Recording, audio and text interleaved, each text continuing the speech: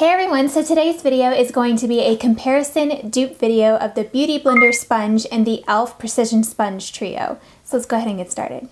So you all know about the Beautyblender sponge. It's been out for so long and it's pretty expensive at about $20 I think the last time I checked. It could have changed now. But this is a makeup application sponge where you're supposed to wet it. It's like a little egg shape and it grows into a larger size. So when it's wet, it definitely looks like this where it's all puffy and it's very spongy and soft. I've had mine for so long. It's lasted a really long time, although unfortunately last time I was washing it, I kind of nicked the top there. So the tip on mine doesn't look completely new anymore. It's kind of worn out right there.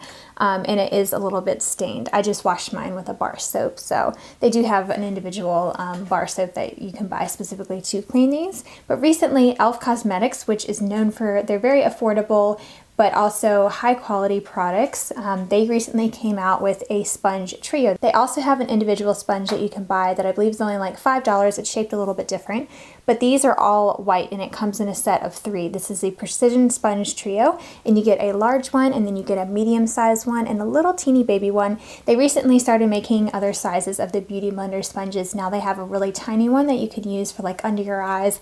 I believe it's the one that is shaped like this, so it's very small. So you get more for your money when it comes to the e.l.f. one, because for $12, which is a little more than half the price, you get actually 3 of them compared to the Beautyblender. But I personally like the material that these are made out of more. I don't know if it's just because this is starting to wear out or maybe they've redone these now to where they're better. I'm not sure.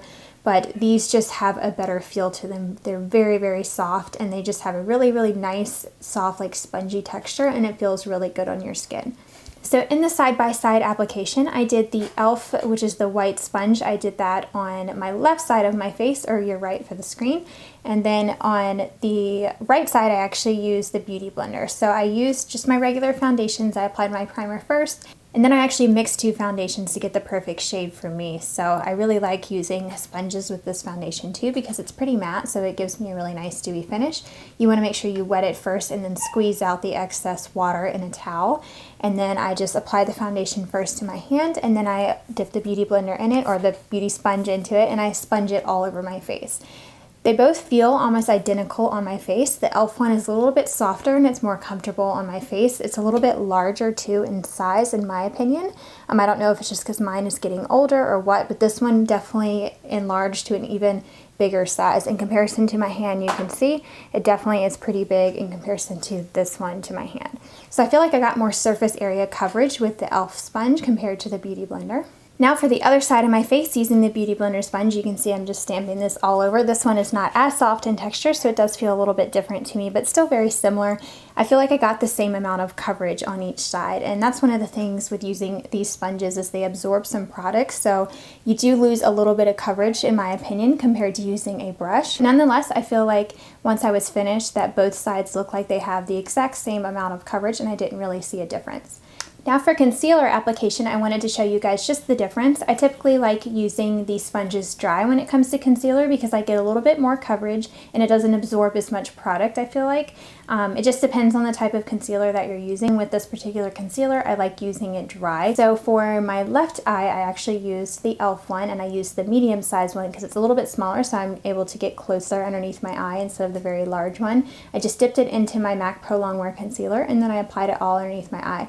It just applies it so flawlessly. I feel like it absorbs the right amount of product to where it's not too cakey under the eye and I don't have any like extra product that's settling into those fine lines under my eye. So then from the right side, I actually used the Beautyblender and it was already starting to dry and the tip of it wasn't very wet, so it was still a very even comparison. I feel like it's about the same as it is when it was dry. I feel like the application was very similar. I didn't see much of a difference on either side. I feel like they both did an excellent job and I really can't tell a difference now that I'm done with my makeup. It looks the same on both sides, has the same amount of coverage. I can't see my dark circles on either one. So I'm not sure how many sizes that the Beautyblender actually comes in. I do know that they have the little tiny one, but I'm not sure if they actually have come out with a medium one. So that's a good thing about the e.l.f. one is you get 3 for a little bit more than half the price. So I'm going to have some side-by-side pictures and stuff so you can see actually what my makeup looks like like on both sides, and also in comparison to the two sponges and how they look similar wise and stuff, and if they look any different. I'll have pictures and everything on the blog post that goes with this video, which will be the first link in the description box below. I would love to hear if you have tried out either one of these and what your thoughts are, if you've already picked up the e.l.f. one, or if you have the other e.l.f. one that's shaped a little bit differently and has like an indentation here, and that one's only $5. I think that one is similar like to some of the other brands. I know Real Techniques also has a really great beauty sponge too. I just don't have it since I have these two. I don't have a need for it, but I would love to hear your thoughts on which one is your favorite if you've tried any of these. I hope you guys enjoyed this video. Make sure you enter my Instagram giveaway that I still have going on until Monday. You can enter to win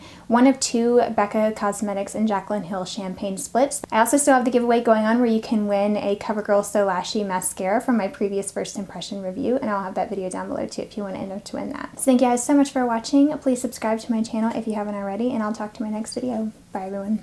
Hey everyone, so today I'm going to be reviewing the CoverGirl So Lashy Blast Pro Mascara. This is a new mascara that just came out, so I wanted to do a first impression